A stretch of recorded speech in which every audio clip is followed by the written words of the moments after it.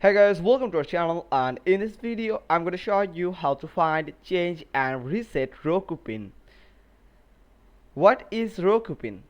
A Roku pin personal identification number helps you manage purchases, control access and add channels on your Roku device.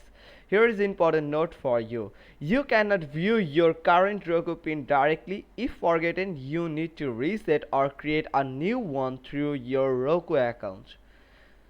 How to find Roku pin? Technically, Roku doesn't show your existing pin. If you forget your pin, follow the reset steps below. How to change or reset Roku pin? Step 1. Visit Roku website.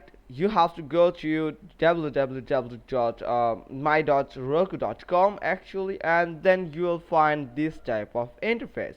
Then you have to sign into your Roku account. You have to enter your email and password, and you have to uh, go through this capture and click on submit. Then it will sign you into your Roku account.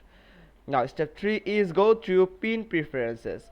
Once signed in, scroll down to pin preferences section. Then you have to click on update. After that, choose pin uses option. Choose any of these settings. You will find always require a pin make purchase and add channels, always require a pin to make purchases, and no pin required option. So you can choose any of them. Then enter new pin. Then you will find option where you can enter your new 4-digit pin. Then you have to re-enter it to confirm. Now step 6 is save your changes. Click save button to changes. Click save to changes to finalize.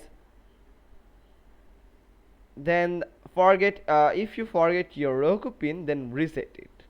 Simply follow the same steps above to reset your pin. Sign into Roku, go to pin preferences, enter new pin and save. And here is final tip. It's recommended to use a pin to avoid accidental purchases or unauthorized channel additions. That's all.